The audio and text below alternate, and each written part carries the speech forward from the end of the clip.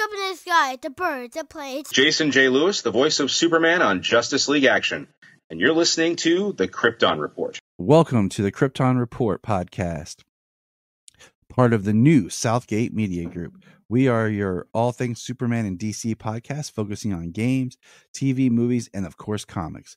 I'm your host, Tyler, the Superman of Blue, the man of tomorrow. And with me is the man in the corner. Let's hear it for the boy. Let's give this boy a hand. The man of steel, the Superman of red, Mr. James Cole. Welcome, James. Hey, Ty, what's going on? Not much, man. Little changes, for the podcast people. We're doing some changes. We have left Press Play. No hard feelings. We love those guys. Just life changes and companies change and things happen. And Southgate Media Group is launching 2.0, and we're happy to be back to be a part of that. Look for some changes, updates coming from us, some just little news plugs. Don't forget that we will be doing live June 15th. We will be watching the first episode of Superman the Animated Series. That's part of the exciting thing of StreamYard we'll be working on. Be part of that so that you can come on and, drop questions, comments, and everything. It'll be on all of our social media. It'll be, well, not all, but on YouTube, Twitter, still not calling it X. It's weird. And it's still twitter.com. No, it's now x.com. Oh, is it? Oh yeah, that's right. Now he wants to launch XTV to compete with YouTube. And I'm like, no, man. Oh, wow. I do recall Facebook. seeing the links now being x.com. It is x.com now. So anyways, good times. And we are just glad to be, continuing doing things. We have a Substack that I posted, and we'll be having some interactive newsletters going out. So if you get a chance, jump over to Substack, sign up for the newsletters. That'll be awesome. More things coming from us that way. All right. So now we're just going to kind of jump into some news. Now, I found a new podcast recently called The Showrunner Whisperer. It's only been out for about 5 episodes. I highly recommend any Superman fans check out the last episode where they talk with Jake Wyatt, one of the showrunners, creators of My Adventures with Superman. Great episode. Some of the high points that just kind of pull out was they talked about the Dragon Ball Z influence of the show. They talked about the casting process, and they talked about that they originally pitched the show and were greenlit in 2018. Oof. But because of the regime changes, it kind of stalled. And then they got everything ready to go. And then COVID. And then just more like little delays with, like I said, they talk about the regime changes and things like that and what happened and what kept them from being able to get the show going as fast as they can. And he talked about they have plans for season 3 and season 4. They're creatively done. I'm not sure what all that means, but yeah, so that is a highlight, that they have plans and they do want to do more, but they just have not been greenlit for 3 and 4. Well, that's exciting. Hopefully that's the case. What's the name of that podcast? The Showrunner Whisperer. Let's see here. Another thing to mark your calendars that we'll be dropping plugs for later today is that we will be doing live trivia on June 12th, which is, I can't remember how people phrase it, but it's like the second Superman Day. Because that's the one DC really recognizes compared to the one we celebrated before.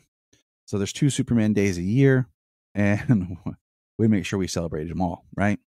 Always, all of them. Usually in the summer, the kids and I would make a fun Superman Day special. We're working on that now to drop. We at Krypton Report just got back last week from Motor City. That was a fun experience. The Motor City Con, there's a panel up on our YouTube to check out, recorded and assisted by our best bud, Bry from Brian and the Guys. And I packed my tripod, but then when we got there, lo and behold, one of the pieces needed for the tripod was missing. So Brian had to record it, and I appreciate that for him. But we had a good time. We had 30-some people come out to the panel in a small room. We got there, and it was a crap show as far as where to go, who to talk to, what we needed to do. They had us running around. It was rough. It was rough to get started. We eventually got into the panel a couple minutes late, but everyone was good. We had some great crowd participation. So I appreciate that. I love doing panels like that. Hopefully we have a couple more coming this year around Ohio. All you can do is apply and see what happens. So stay tuned for any information from that.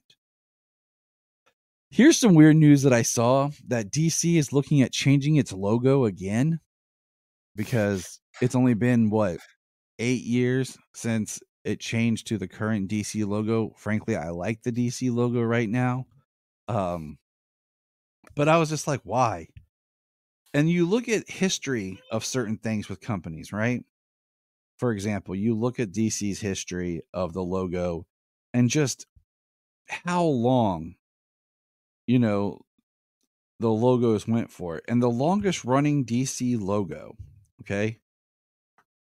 And I'm going to send this to you, the screenshot I took, James, real quick. It's coming your way now, so you can pull it up and look at it too, because I'm still working on learning some things with StreamYard. I could have preloaded some of this stuff to throw up on the screen, but I didn't think about it. But since we're not in a video, it doesn't really matter. But the longest running DC logo was the black one with the 4 stars that said DC, and it ran from 1976 to 2005. And then we got the DC with the swishing star from 2005 to 2012, which, if I remember right, only 2 movies exist, I think, in the DC. No, 3 movies, I think, exist with that swoosh. I think it's Batman, The Dark Knight. Was it The Dark Knight? No, Green Lantern, The Dark Knight, Superman Returns, and Batman Begins, I think, have that logo at the beginning. And then we got the folded one that was from 2012 to 2016. You think if you were going to change the DC logo, that doing it with the launch of the New 52 would have made sense, since the New 52 launched in 2011. Yeah. No, it's crazy. DC logos had 4 different. DC has had 4 different logos in our lifetime, and I remember all 4 of these logos. Right. But 3 of them, 3 of them and almost 4 if they change it again. 4 of them in the time span that first one lasted. I know, right? 4 different logos in the time that one was the logo. Like, it's ridiculous. Like, I like the current DC logo. It's simple. It says DC. It has artistic. It's from 2016 to now. Why change it? Keep changing it. Like, what are you really doing? And I guess my question is, the rebranding of the logos and stuff like that is kind of dumb if you don't do it that coincides with something like, oh, the new company's taking over, we're going to rebrand the logo a little bit. But yeah, when they did, not to jump over nothing like fences or anything, but like Marvel's had the same logo forever. Like, yeah, just red block Marvel. It's on everything. It's everywhere. It's, they just added to it and tweaked it for like different things, like their spotlights or their animation or their movies, a few different things, but otherwise it's still always just the same red and white logo. Mm-hmm. You are absolutely correct. And that's why I'm just like, it gets frustrating, because I'm just like, what are you guys doing? Okay. And like I said, if they had done it like, oh, New 52, we're going to shake it up because we're doing all these shakeups. We're going to change things. Okay. But just the way they've done it now, I don't get it. Yeah. We'll see what happens. I've liked the logo that we've been rolling with for the last, 8 years now. Yeah. Just about just DC, the blue DC in the circle. It just feels like DC. That's what it's supposed to be. It's comfort. Yeah. It's like comfort food. But you know what? It's their company. We just enjoy it, but we do the best we can. Okay, the next thing we have here, we did get an announcement, and this is okay. So this actually made me pretty excited. We got an announcement that Damon Lindelof and Chris Mundy will write the Lantern series for DC. And I double checked. You know, I always check with Gunn. But he said, yes, it's true. The Lantern DC series is putting together a crack team of writers based on a wonderful pilot script and Bible by Chris Mundy, Tom King, and Damon Lindelof. A hearty welcome to Chris and Damon. And they joined the DC Studios family. So, first of all, having Tom King there is cool. And I like Tom King's work. But to me, he's not like a say-all like DC guru. I really think if you're going to bring in comics, you should have like a Tom King, a Mark Waid, and then like a somebody else. People who kind of represent a different era and time and have done different characters, so that you're touching the past and the present to really bring the characters to life and to get a nice rounded view and not just a one comic view. Yeah, I think that's been part of the problem in the past is they put Jeff Johns in that role for so long that he wanted everything to be like his comic books. Mm-hmm. You know what I mean? Yeah, and exactly. So that's what they did was they try to make everything like John's run on comics. Yes, he's written for everybody. He's written for everybody in DC, but the man is stuck in the Silver Age for one. I mean, he's done some really great books, and you know, nobody can deny the impact he's had on the DC universe. But he also isn't the end all in characters who've existed for upwards of 85 years. Exactly. The Damon Lindelof thing actually makes me a little bit more excited, because I really like what he did on Watchmen. The Watchmen series for HBO, he wrote that. He's worked with J.J. Abrams on Lost. He's done more stuff, and it's not coming to my mind at the moment. Hold on, I'll pull it up on this handy dandy thing called the internet that we have that, you know, really helps. Yeah, he was a pretty big. He's a pretty big big name, a prolific writer on some pretty great series and movies. Yeah, I'm just looking for. He's done some great stuff, screenplays, and written. Like he's worked in stuff that he did well in it, but then when you look at other people that kind of jumped in there, it kind of changed his work. So like, I don't want to give him any negative. Like he worked on Prometheus, which I thought started really well, but then when you know the history of that production and stuff, you can see where it kind of got obscured. He did the screenplay for World War Z, which I really liked until we got to like the third act, which was rewritten and changed later. But the Watchmen series and working on Lost, I thought, you know, really brings some great TV cred to him and to this Lanterns project that we don't know a whole lot about, but that's just nice to know that it is being, you know, worked on and utilized, and it's happy. Yeah, with shows in particular like Lost and Watchmen, it really promotes. He does a really good job with like an ensemble cast, everybody getting some character moments, some character development, with building up the story.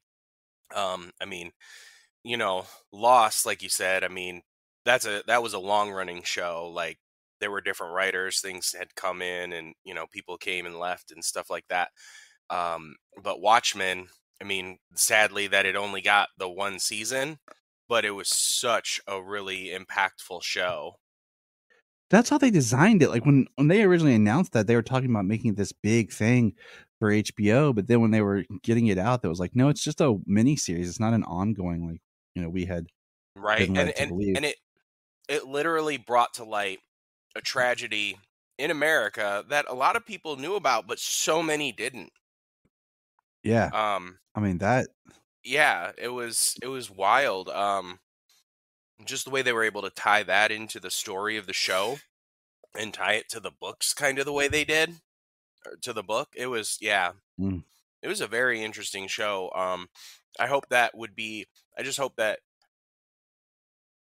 you know, we get a modern Green Lantern show.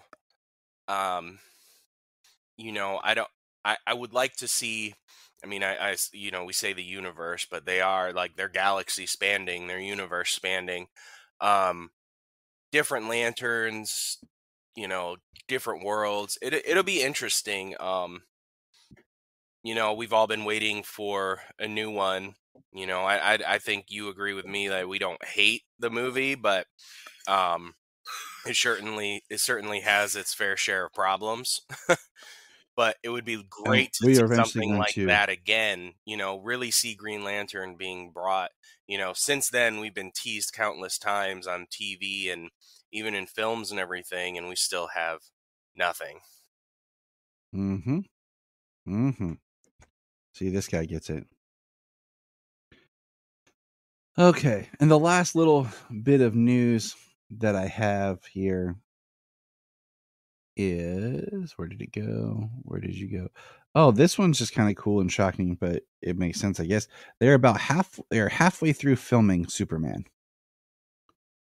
So it's just interesting that we haven't got a lot of outdoor filming or any kind of behind the scenes spy pics or anything since that one really crappy picture of the engineer in her stunt costume or whatever. So yeah, they're halfway through that. So good job, James Gunn. Way to kick it up a notch. Got to keep that interest. I'm you know, I'm just excited. It'll be great. You know, just hopefully hopefully they won't spend $200 million on a movie and then scrap it. They're like, oh, we watched it. It was great, but we just decided it was time. We weren't going to release it. So, oh man, that it hurts. We laugh at it. We laugh at our pain.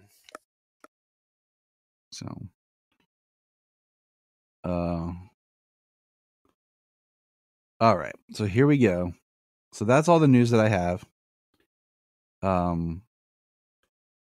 The last little thing we'll talk about later, but we're going to jump into a discussion on comics. I am Brian Peters, the creator and host of Gravely Amusing. For the past 30 years, I've studied the history of gods and monsters in pop culture and our world. As a student of theology and history, I've tried to understand evil and its impact on us. As a writer, I've tried to share this knowledge. As a comedian, I've tried to make people laugh as I do it. But as a man-child, I'm still that scared 7-year-old boy. Join me as I share the history of horror and sci-fi, discuss classic and modern pop culture, and share a creepy story or two. This podcast may scare you, it may horrify you, or it may leave you gravely amused. Listen to Gravely Amusing on Apple Podcasts, Spotify, iHeartRadio, and wherever podcasts are found. Follow us on Twitter at gravely_amusing or on TikTok at gravely amusing. We have a $1 Patreon. Yes, I know everyone asks for money, but our $1 Patreon each month gets you commentary tracks for releasing movies, DC movies. It gets you my Requel series where I pitch ideas about movie sequels, prequels, or whatever. It also gets special bonus episodes. So check that out for $1 a month. That's all we ask. Keep it cheap, keep it simple, and help us keep going. Check out the link in the show notes or Patreon Krypton Report. This is Dan Jurgens, and if you want to have a good time, keep listening to the Krypton Report. And this, we were waited till it, like we talked about, we were waiting until things hit the app. We will be discussing Superman Lost. Now, Superman Lost is about an odyssey. I'm reading what the DC.com's description is. It's an odyssey of solitude. After Superman is called away on a routine Justice League mission, Lois Lane awakens to find a complete stranger standing in her living room. The Man of Steel, home much sooner than expected, reveals he has in fact been lost in space for 20 years. Nothing and no one seems familiar to him anymore, and the timeless bond between them has been severed. Or has it? Can love conquer all?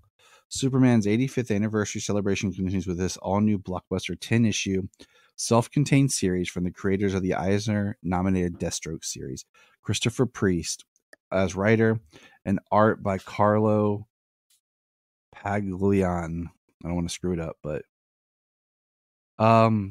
we had started to look at this book back when it first was coming out, but then after looking at the story, you and I discovered that it would be best to just wait till it was completed and review the whole thing as one story instead of going through and trying to review it issue by issue.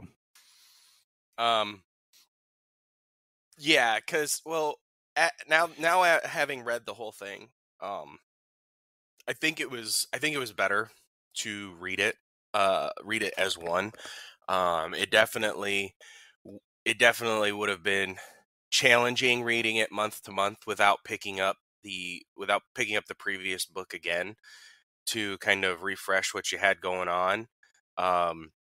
It jumps. There are timestamps in it, but those can also be confusing. I had to flip back and forth on those because we've got time progressing, because you said that he is I assume we're just going to talk about this thing as a whole, not issue by issue.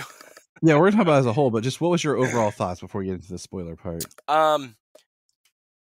It was it's a good book. Superman Lost, the title is actually quite very, very, it's varied in its meaning into what it actually inserts into the story. So I mean, it's aptly titled. The art is fantastic. It was a good book. I enjoyed it. And like I said, I enjoyed it, I think, more as a whole than I would have reading it month by month. So reading it all this weekend, basically, rereading, because I read the first like 3 issues, I think, as it was coming out. So, but reading the whole thing, I read from issue 1, reading the whole thing from 1 to 10. It was a really good book, and I think it definitely works better as a whole. I agree that it works better as a whole. I think that the story I like, and I'll kind of break that down as we get into it. Yeah, all the I think facets that and the meaning of the word lost. Sorry. Well, no, I was gonna say one of my.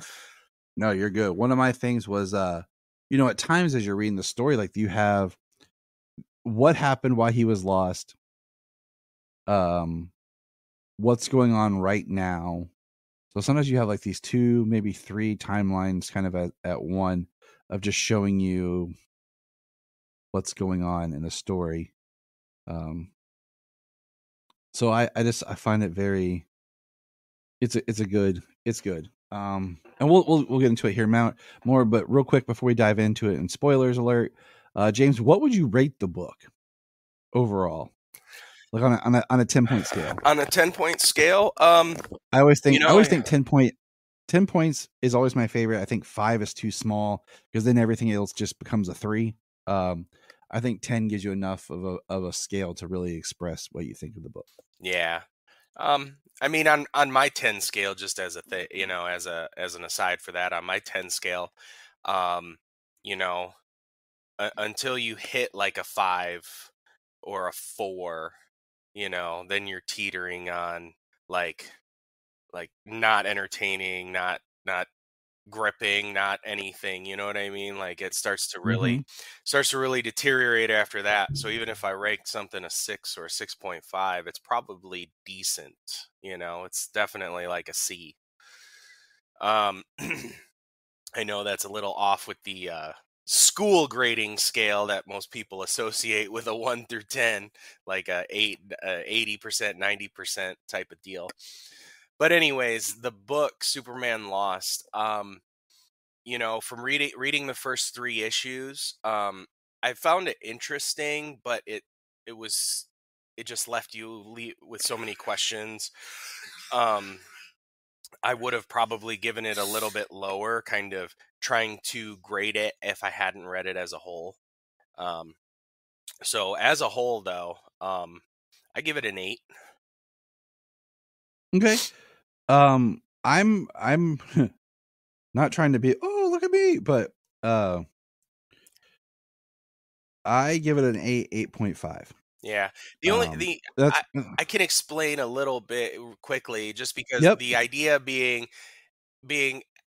I have to reread it again, just to kind of like, I almost need timelines, multiple timelines, like fill in the gaps, come up with the timeline, because like I said, it's there in the book, you got timestamps and everything, but the way that it gives you like the months, the time that he's traveled through space, the time, did he go back to the planet? I didn't specifically see like he went back to quote unquote Kansas, went back to Victor's planet.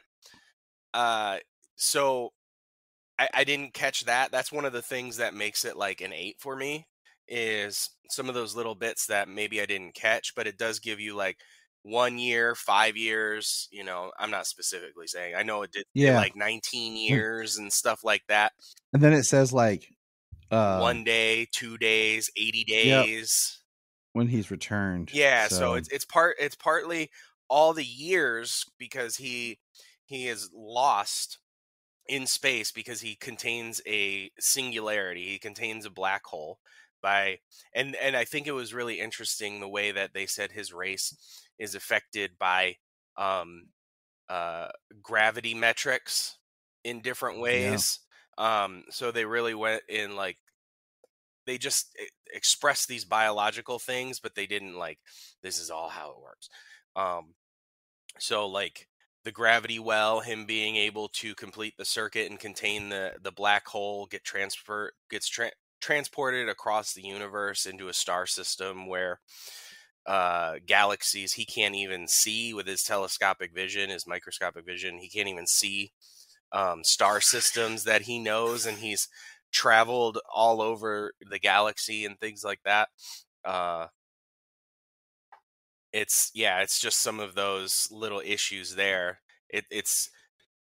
I don't want to say like having to reread it, gives it like replay value, as a lot of people talk about games, like once you beat it, can you play it again or not?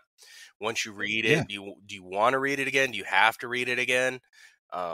That's the only little bit there. That's really probably like my biggest negative on the story as a whole. Otherwise, I thought it was really good. Very compelling. And the many facets of the word lost in this story. Clark has lost himself. He basically has a second home world because he lived on this planet for 20 years, or near 20 years. He had a Jimmy. He had a woman that he kind of lived with, a Green Lantern. Interesting that it was an older ring, not part of the Green Lantern Corps, but like more like an Alan Scott, ancient ring, which is a really cool, interesting pull. And then so he had a Jimmy. It was funny, his Jimmy. That's kind of how I pronounce it. Since he kept calling him Jimmy, I said it must sound similar. But he's lost because he's got like this world he lived on for years without his wife, trying to get home, trying to figure ways home. And then when he's home, he can only think about that world because he promised that he would leave and come back to rescue them because their son was about to go red giant and supernova, kind of like Krypton's son did to it, in most popular iterations. And so he's stuck on trying to get back, trying to figure out how to get back. So he's like, he doesn't know how to live on Earth. He lived in space, spending years holding his breath. So sometimes he doesn't breathe. It's very interesting. He's lost who he is. He's lost like the world he lived in, how to live in his world, how to work, how to breathe air, because, lost a connection with his wife. Lois lost Clark. I mean, lost is a very apt term for this book. It's a book that would be interesting to revisit like in a year or something, and to kind of see what sticks out. You are right. Like, it's okay. So here is my what I like, what I don't like kind of thing about it. I think this should have been a Black Label book. The 10 issues is great. It worked. I say that I think it should have been a Black Label book because I don't like the ending where it deals with, they talk about space travel is time travel, and it talks about basically he catches himself and through machination sends a version of himself back to Lois, almost like he never left. Yeah. And to me, that was like, I like the idea of exploring this story of Superman with PTSD. Yeah, and he really does in this story. It's done really well. But it's that ending of like almost removing the stakes, and it makes you kind of question, start to like, well, did Lois still suffer? Did everyone else still suffer that he was gone? Because technically, in the 20 years that he's gone, it only felt like a couple of hours for everyone else because of the time dilation and everything. So, and then he's back and Lois is suffering, and we'll touch on that here in a minute.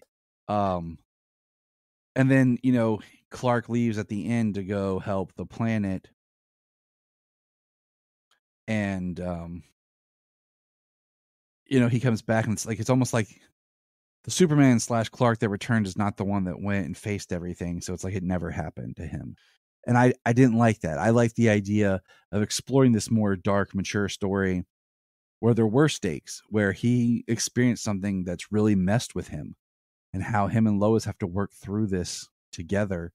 And that's why I think, removing it from any type of continuity, and just making it this Elseworlds Black Label book to where we really could explore that, I think would have benefited this story. Yeah, I mean, I think all in all, it is like out of continuity. I do think the Black Label, just the format of the large books, I forget what they call it, the prestige format or whatever. Yeah. I do think that would have just made the art look so much like better, bigger. Yeah, because because there are some panels that are great, and I mean, he spends some time where at first when you read, he is lost, like he's on different planets, he's in space, like the feeling of him holding his breath, and in the idea of the cold. But then he lives on, like I said, for a long time on Victor's planet, and I feel like that's where he kind of settles. And we meet Hope, the Lantern that's not part of the Lantern Corps, and which was an interesting pull, because he discussed, and it being not a Lantern Corps book or a Lantern Corps ring, like they've charted like black holes, and they can fly from galaxy to galaxy in minutes, traversing pathways like that. And he did not have that ability. Yeah, and there was no navigation in her ring that could get him to Earth. So very interesting, to help keep him stranded there in another galaxy, trillions of light years away. But I did not hurt. So when they find a way to get Superman home and she kills Jimmy, I did not see that coming. No, I did not see that coming. I was like, oh my God. And then I thought she would turn out to be more of a villain in the book after that, but that never happens. You see Clark starting to lose himself because he doesn't like figure it out. what happened to him. Yeah. And then later with stuff with Lois, he doesn't figure it out because he is not there. He is lost in his head. It So was it was kind of cool the way that they said that her species reproduces. I couldn't tell you how, but yeah, basically from somehow existing DNA, they kind of clone. yeah, they can just Basically, they can basically just kind of clone and grow a child from a strand of hair. That's what she does, a piece of DNA. And it ended up not being Clark's, because at the end of issue 9 I was like, holy crap, like yeah, like, they set that up yeah. because the translator can communicate with Lois, loses it. It's gets lost in the translation of everything, and we find out that it's Jimmy. Yeah, it's and a clone it's of her trying to Jimmy. atone. It's her trying to atone for what she did, with Jimmy. Yeah. And she ended up having a child who was part of the Republic, because that's a whole thing. The planet, Victor's planet, it's really interesting because it's about the individual, not as the whole. So Mhm. voting is like their religion, and that is law. Like, so whatever they vote for individually, that is law, and that's just what happens. Like, so these new arc people, they live in pollution, they thrive on it and everything. And that's the way they choose to live, with pollution and disease and things like that. It's interesting the way the world works in on that. And then how Jimmy was a new arc and he was Clark's friend, and then as a Lantern she was part of the Republic, especially after they went back to the planet, because they found the planet after she was able to traverse his trajectory. The ship eventually got the trajectory to her, and she made a map to get there so that the Justice League could go and rescue everyone on that planet. So she became like part of the New Republic, and she had a new arc citizen become part of the Republic. Just a new age for that world. It was a crazy ending. It was a crazy ending, and it's like I said, I like it. I like the story. I like how, but I really like the drama of just Clark with the post traumatic stress. Clark dealing with, just Yeah. what he's dealing with. Yeah, for a long time he's not really like Superman, like saving the world with the Justice League. They mentioned that. And there's a couple of parts where I wasn't sure where they were going, because he was wearing the white suit again, which I think that white suit's pretty sweet. I mean, where's that McFarlane figure? Yeah, that solar suit, personal survival kit. Yeah. And his mental, like, just ability, like the scenes of him like passed out on the floor and everything while waiting on Lois. Now let's talk about Lois for a second. Lois goes to Lex Luthor for help to try to figure out what to do. And Luthor, I want to make sure I was following this correctly. Okay. Luthor gives Lois cancer, or tricks her into believing she has cancer. Like, because in that issue where like she gets the cure or whatever, what do you call it? There's parts where you're cutting into Clark's fantasies of what he wants to go and do to Luthor. So there's a couple of panels I wasn't sure if they were real or what, but some of yeah, those panels, I'll say, I was at first I thought they were Lex, like, imagining all the things that Superman would do to him when he found out, because right. they always like the next panel was like Lex Luthor kind of waking up out of a dream, or Lex Luthor like thinking or saying something. It was kind of like that was the next panel. So they set it up almost like Lex Luthor was having these ideas of what Superman would do because he gave Lois cancer. But yeah, come to find out, these are all like what Clark is having like fantasies about doing to Luthor after he found out that he had given her cancer. Which, yeah, come to find out, he had given her something that would bring on symptoms of cancer.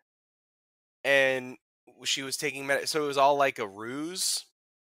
And there was a medicine that would basically just get rid of it all. Because he said that he exposed her to gamma radiation, but he was only 4 feet away, so he would have been exposed too. So he has the cure, blah blah blah blah blah. All villains, he would keep it in his pocket because that's just the villainous thing to do.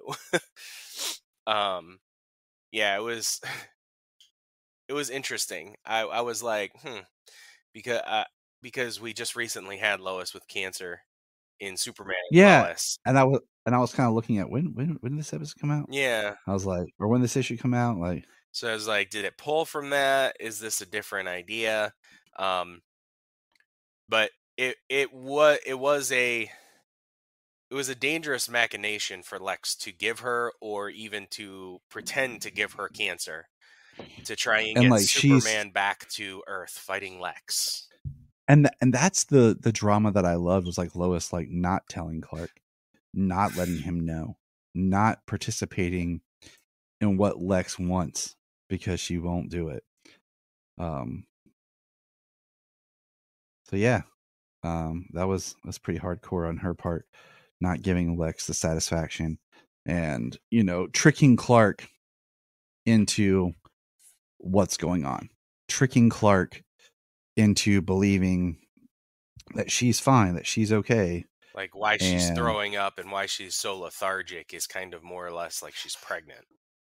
Yeah, and they even had a fake pregnancy test, and it was hardcore, man. And that's the stuff I was talking about. I feel like got lost with, him. I mean, yes, it's in Superman's, his personal style of making sure that he saves everyone that's weighing on him heavily. But I don't know. I like the idea of just him wrestling with PTSD and what that would do. So, but yeah, I enjoyed the book. I recommend it. Yeah, we talked a lot about it, but I think there's still a lot of points in there to read. Like you said, the time travel stuff. There's a lot of quantum physics theory going on in there with like your black holes and singularity and faster than light travel and stuff. It's really interesting stuff to read, and it sounded pretty good, There's a lot of that. There's different things that he did, different travels, different interactions. Yeah, it's a pretty good book, Definitely recommend checking it out. Now, especially all 10 issues are out on the app. Read it right there. Read it right from beginning to end. In one sitting, yeah. And my question is, do listeners, do you want us to review it issue by issue, or do you prefer us to go just in a general summary discussion? Let us know what your thoughts are, and we'll kind of go from there. Right. I think some of the miniseries books kind of work pretty good this way, and some of the event books that we're going to be covering probably work pretty good this way. But I think your general month to month issues might be. I don't want to get away from that either. Yeah. We're taking a break just because, like we talked about before, is with House of Brainiac being the way it is. We're going to review it as one giant piece. So, all right, here we go. Our next thing is My Adventures with Superman has returned. Woo! And yep, we kind of tie. We were kind of. That's where I got that from. I don't know if you took that or if you caught that earlier. Pair, tie. But what's funny is we're trying to the whole like drops at midnight thing really is annoying. Because it's like it drops at midnight, which is technically it's so stupid, but 12 p.m. Saturday, but then at 12:01 it's Sunday, and then 8 hours later it's on Max. So it's very confusing. Yeah. So Tyler actually has bought the 2 episodes on his iTunes or his Yeah, because I Apple. woke up at 8. Yeah, because I woke up at 8:00 and I was looking for it, and me it too. wasn't on Max. Mm-mm. And I saw it was on Apple, and I was like, of course I'm going to pay for it because I want to support the shows that I love. And since, physical media is delayed for this, I'm going to pay for it. Well, and then at 9, James, I'm like, hey, it's on Max now. Yeah. After I just finished watching both episodes on your Apple, thank you. Because You're welcome. before I even messaged you on Apple, I looked for it on Max and I looked for it other places to purchase the episodes. I looked for other places to purchase the episodes or the season or whatever. Cause same, it's a good show. I'd like to get seasons 3 and 4. So I looked for it. I looked around trying to find it, trying to watch it, trying to buy it. And it wasn't anywhere that I have, cause I just don't have Apple. So without it being, so yeah, I couldn't find it anywhere. So then I messaged you, and yeah, that's when I watched both episodes. I'm just glad we were able to watch it somehow because I love this show. I love it so much. I rewatched both episodes this morning while I was finishing up my reading. Dang, James is hardcore. So on Max, this is the last piece of news. On Max, saved. like show Max. Yeah. Like not only are we buying it, but I'm watching it too. Yeah, you gotta do it both places. I'm gonna pronounce this hopefully right. Kiana Madeira is the announced voice of Kara in Superman and Lois, and she probably her biggest claim to fame is she played a character of Nora in the After movies. If you know what that is, you know what that is, or the Fear Street movies that were on Netflix. Yeah, I know her from Fear Street. Yep, she played Dina in the Fear Street movies. So that's the last piece of news I was waiting for to drop here. So let's get into it. Let me grab my notes. I will officially be ending this notebook. I always keep a notebook. See my special Krypton Report podcast composition book here. And I started this book. The first recorded notes were season 2, episode 5 of Superman and Lois. And so, I took notes through everything that was going on in this book, and it is now complete with this discussion. And the children bought me a new suite. I'll pull it out right now. For Christmas, I got this awesome, very New 52 inspired style Superman journal. Oh, that's gorgeous. I love that. And, for everybody, because everybody listening, we're looking at each other. So showing me his old comp book and that new book. That freaking book looks awesome. I love it. Yeah, it's very leather bound. And what's neat is when you open it up, it actually has like a little like Superman's writing his own journal. There's this little short story about his adventure with Zod. Like it's his journal, and then you're continuing his journal. So yeah, that will be my ongoing new note taking for Krypton Report. Yeah, that's a great book, and it's perfect. I love it. I'm gonna have to scour and try and find me one. I think they found it at Half Price Books, so I think that's where they found it. All right, here we go. My Adventures with Superman, Season 2, Episode 1, More Things in Heaven and Earth. Clark agonizes over what to do for his and Lois's first Valentine's Day. Visions of his father lead Clark, Jimmy, and Lois to the remains of his spaceship and the new villains of Task Force X.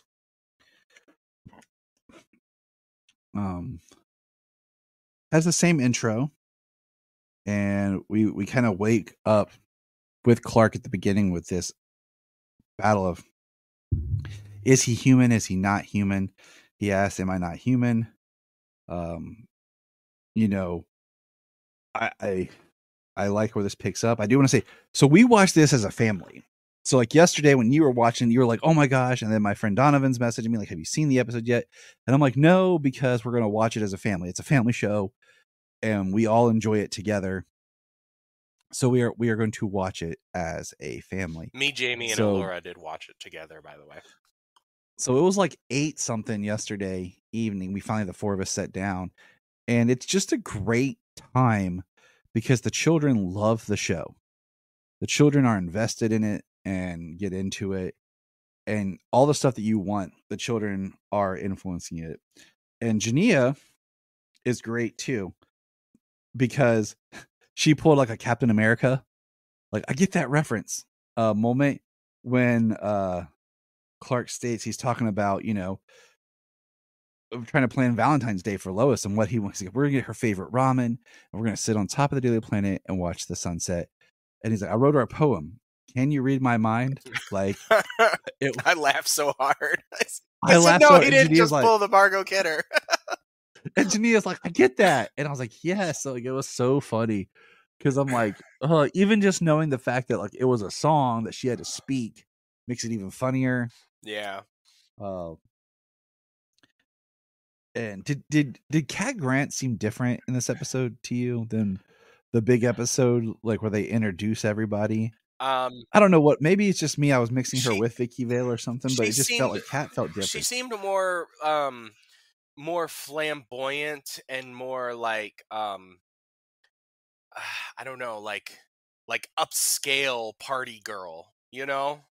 Like that's really what I got from her this episode. But I mean, heck, I mean, when they introduced her, I mean, yeah, it was just gossip, but it didn't go anywhere. You didn't get to see her anymore. So what we got here is about the same length of stuff we got from her before in last season. One thing that got me when I was watching it was the subtitles. I was like, that's totally wrong. On the subtitles, when Jimmy first starts talking about Flamebird, because Flamebird is now part of the Daily Planet, and every time you get Flamebird, you get a bird call. And it said cat meows. I was like, that is not a cat. Like, that's a bird call. What the you guys? I saw that too, and I was like, wait, what? Yeah, I was like, wait, what cat? Yeah. What are we talking about? Why is there a cat in the Daily Planet office? Now we learned that Star Labs has bought the Amazo Tech, and that Lois has a friend named Hank who's working there. Did you catch this, James? No, actually, oh, you know what? So she did say Hank, and it didn't strike me as that's Hank, Henshaw. That did not strike me as Hank Henshaw. The way it was talking about military, I thought it was like, I was like, Hank, I was like, that's not Hal. Because I thought, it seemed military. I think I missed that, but now just you saying Hank triggered it in my head that it's Hank Henshaw. Well, as soon as they said Hank, and then he talked about his wife, like he didn't say Terry, like he just talked about his wife. I was like, that's Henshaw. Like, that is a plant. Even if they do something great, if they don't do something, it's just nice to like the nods to the characters, and the world. Certainly planning Hank Henshaw, absolutely. Because we know that Hank Henshaw is supposed to be a good person, loves Superman, loves his wife, and that's part of what brings about his corruption. But we also see someone else hanging out at Star Labs, Alexander. And he's, not getting a job at Star Labs. And he gets to have a little pep talk from one Jimmy Olsen, who tells him about carving out and making his own destiny. And don't wait for the opportunity, make the opportunity. And, absolutely. Which is held off for the end of the second episode reveal. It was purposely planted in episode 1. Yeah, because he goes to say Alex, and he does go to gets cut off. introduce himself to Jimmy, and gets it cut off right there.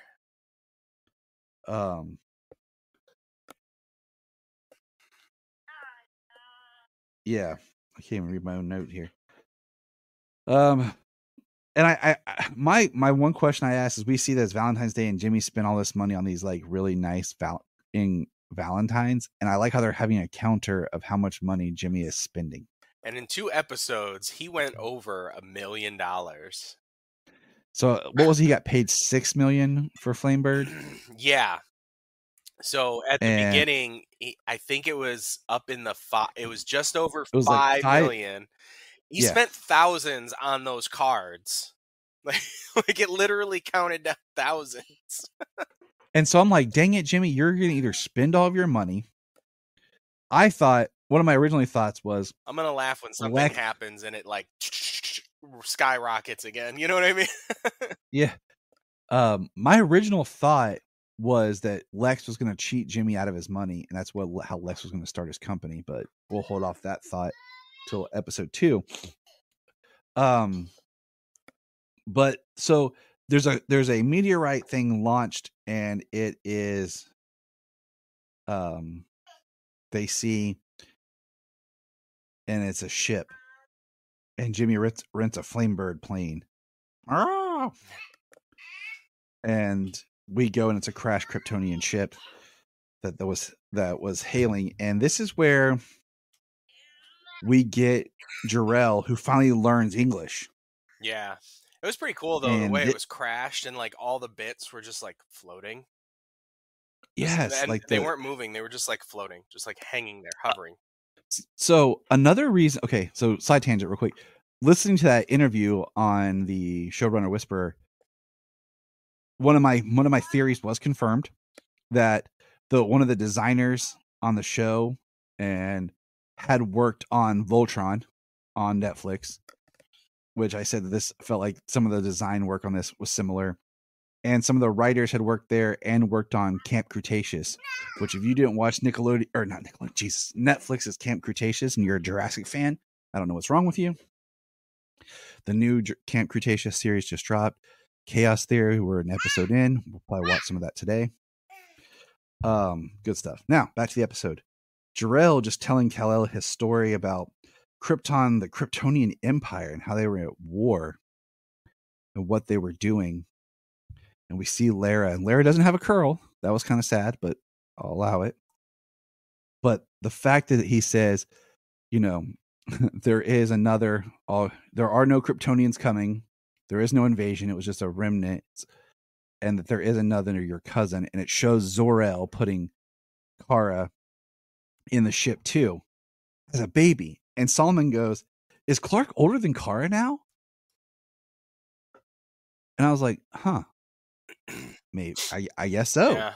I mean, so like, in technical years, Kara is older than Clark because she was older but she was in a stasis for most of that time. So in actual experience years, Clark has always been older than Kara.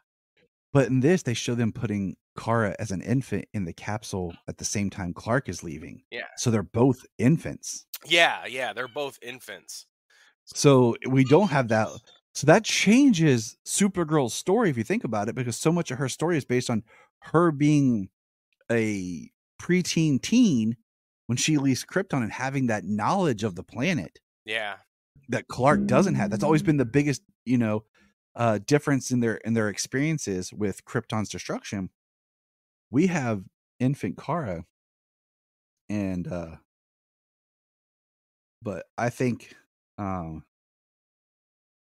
we have Jor-El helping, Clark as Slade and other person, is theirs taking Damage. Stuff. They called him Damage.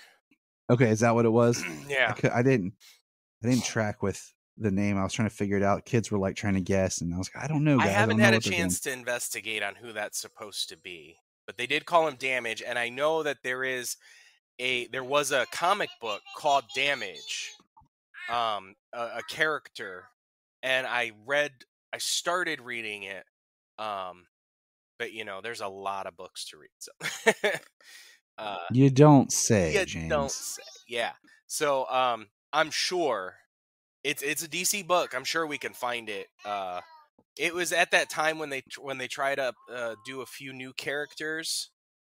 That were when the source wall exploded. But there's a Damage book from the 90s.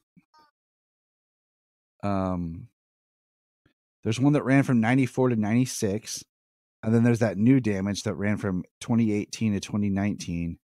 That was only 19 issues, and this other book ran for 21 issues. So that's the only thing that I can. That's the only thing that I can think to be the same, to be who this character is. And the way that this character actually did, like swell up and get like really big and massive. At first, the way he like grew, I was like, man, don't be bringing Bane in here too. Like, I know we pulled some different rogues last season, but I said, don't be bringing Bane in here. And then they called him Damage. I was like, all right, that's cool. And then the way he was like I said, the way he swole, the way he got real big and strong. The Damage character was a hulking looking character. He was a big, monstrous looking character. So that might be that's probably why I'm correlating the two. Yeah, I'm looking at this Damage 19 issue run from 2018. I might check it out just out of curiosity when they were doing these characters. Because he makes his way through the DC universe fighting everybody. And Jarrell makes the comment to Clark about he brought his mate. That is the book that I was talking about. Yes, the one you said 2018 to 2019. Yeah, that is the book that I was talking about. That is the character. And then the fortress, basically, the kryptonite is poisoning the fortress, or not the ship, which starts to make a form that Salma goes, "Is that the fortress being made?" I'm like, maybe. But we do lose Jarrell. And he says, "Can you forgive me for leaving you a second time?" Yeah. And we lose Jarrell. And dude, that got me, man. Yeah. And hopefully one day you can forgive me for leaving you again. Yeah. That was a really good line. I do love how the kryptonite has its effects on everything Kryptonian. It's cool. It's cool. They made the kryptonite key in Smallville, and it destroyed the ship. The way it's doing that to the ship now, how it destroyed the systems, and that's how we lost Jarrell. But also, it took down Damage because that tech is Kryptonian tech, and so when he went after Superman, a bunch of those kryptonite like rocks just poof, poof, like popped out of his tech and everything, and put him down to the ground. It was pretty sweet. It was intense. I will say that. But yeah, I liked the episode. Like, I have nothing negative to say. It was great to be back in this world with these characters that we love, and just seeing continuing on their journey. Well, we worry about poor Jimmy. Yeah, Jimmy's like, "Oh no, I forgot to post a Flamebird. Pear Bear's gonna kill me. Yeah, Pear's gonna kill me." And then we did. It did turn into like the fortress with like floating pieces. It's all like crystalline and it's floating up there. It's got like a staircase up to like the fortress. I was like, that's got to be the fortress, and it looks awesome. It does. I like it. It just sucks that we've lost Jarrell. But we'll find out how that's going. Hopefully he'll still be able to learn history and Kryptonian stuff from the fortress, from the ship. And due to the damage, I'm sure it's going to be like spotty information, certain things. because Jor-El did say that the Brainiac systems of the ship. So it's very curious. Like, we speculated like maybe that being was like Brainiac or something that we saw, but it also, we speculated it could be Zod or something. But then like It's Brainiac. the OMACs are like based on the Kryptonian technology, and they have the Brainiac symbol because they were in the ship this time. Like, it's just really, I'm really interested in how they're going to tie Brainiac to all these things, and how he's either going to be hero or villain, or, you know, what this Brainiac system and who the major villain, Kryptonian villain or whatever, that's still out there. Yep. All right. So that's that episode. Now, this episode ends though with Clark trying to tell Lois, "Hey, I need to tell you something," and then her basically saying, "I need you to help me find my dad," because we saw that she's trying to contact her dad and can't get a hold of him, and you know, can't do that. So the next episode, oh shoot, where'd my thing go? The next episode, entitled "Adventures with My Girlfriend." While Perry saddles Jimmy with a new team to run Flamebird, Clark and Lois investigate Stryker's penitentiary and discover just how far Amanda Waller will go to get rid of the world of Superman. Flamebird's team. It's like Steve Lombard and the Newsboy Legion. Yes. I was like, there's Flip and Lombard. And Lombard are like, think of me on a yacht. Just me on a boat cruising. And I'm like, no, Steve, no.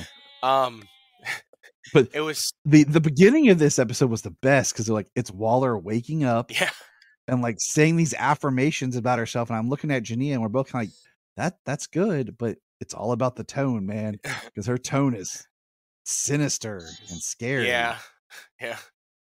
Oh, it is, and you know, it's the excuse Amanda Waller has for being such a horrible person for the good of America and it, you know, in the government, like.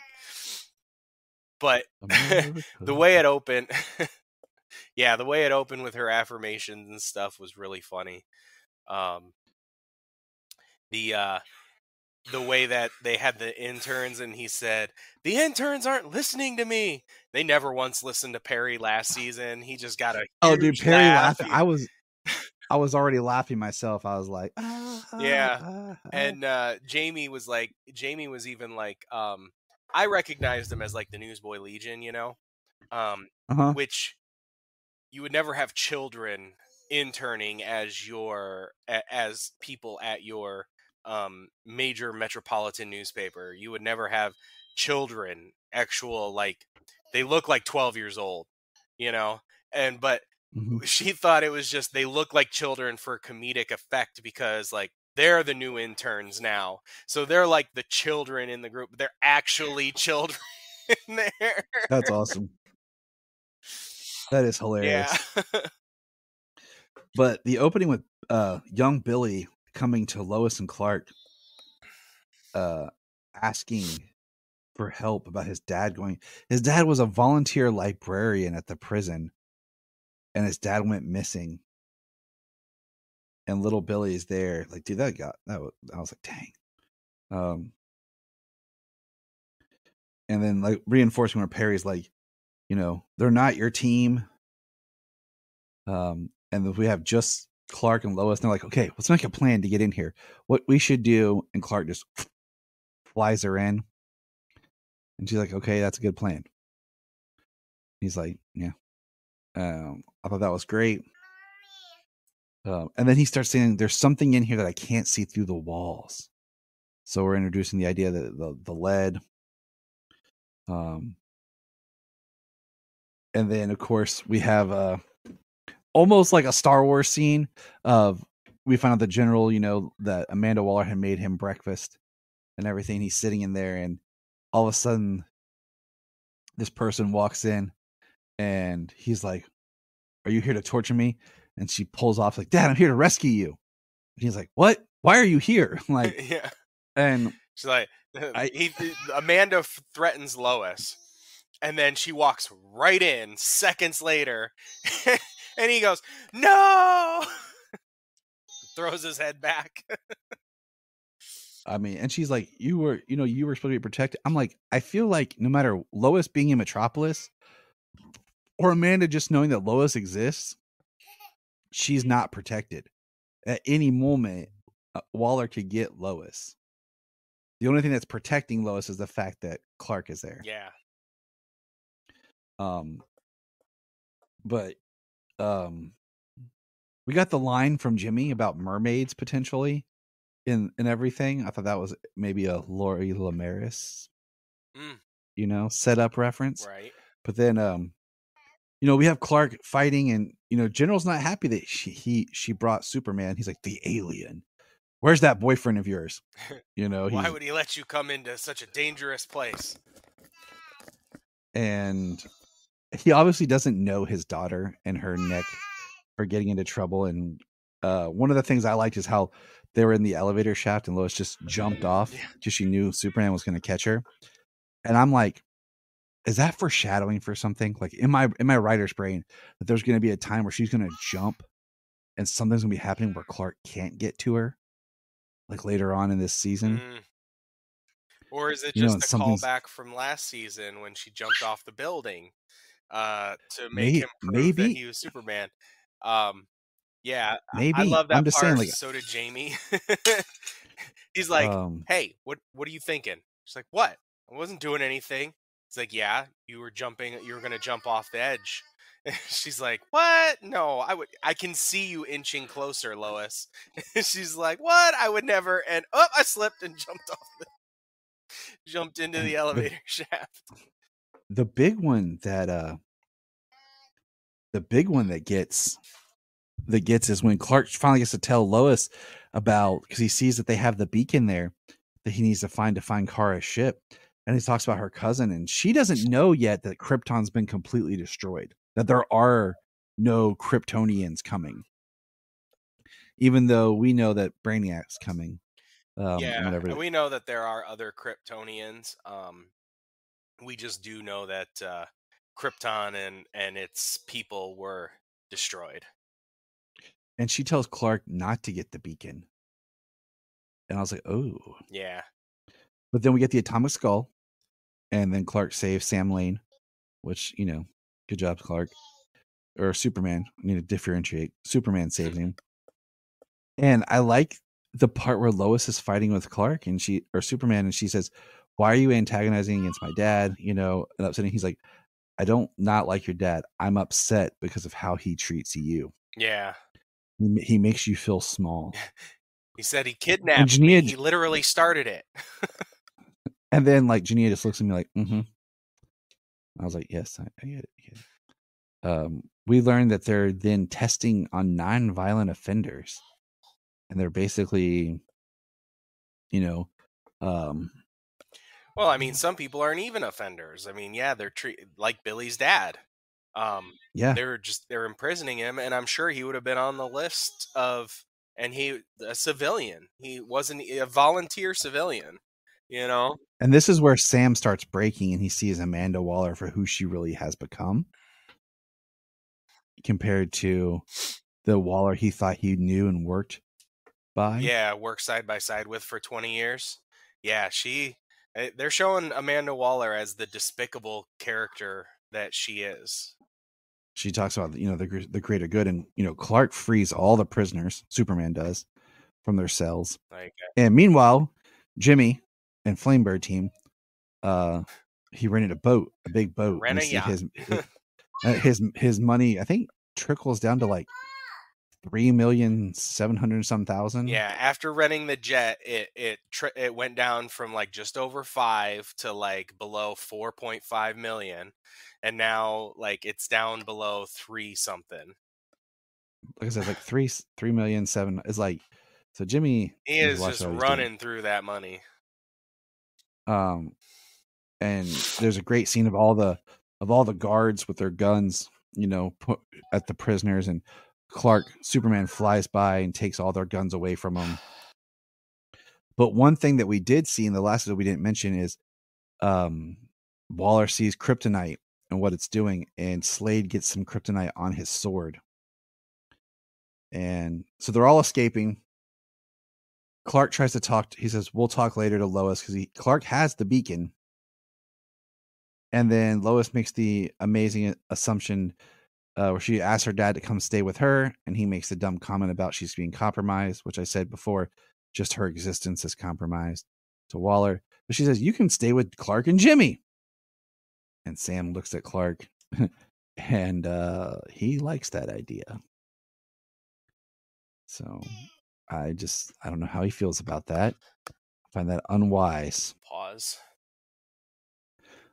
So the big thing is now Clark's keeping a secret from Lois, even though he said he would do anything for her about Kara. So he's got this little bit of drama.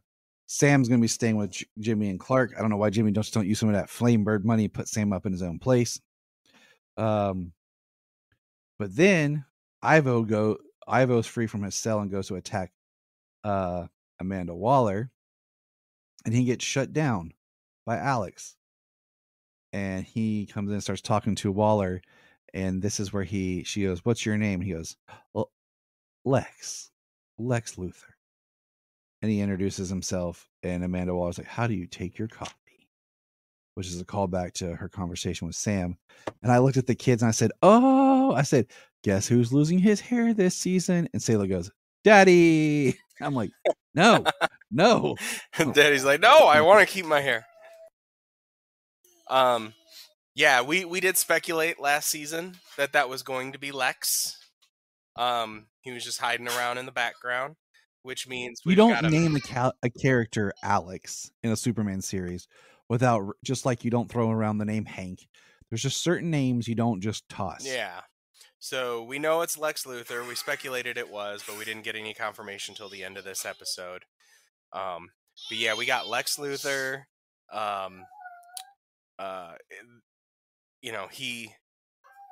He developed the Ivo suit. He developed the parasite armor. So Amanda's real interested. I think it's kind of cool.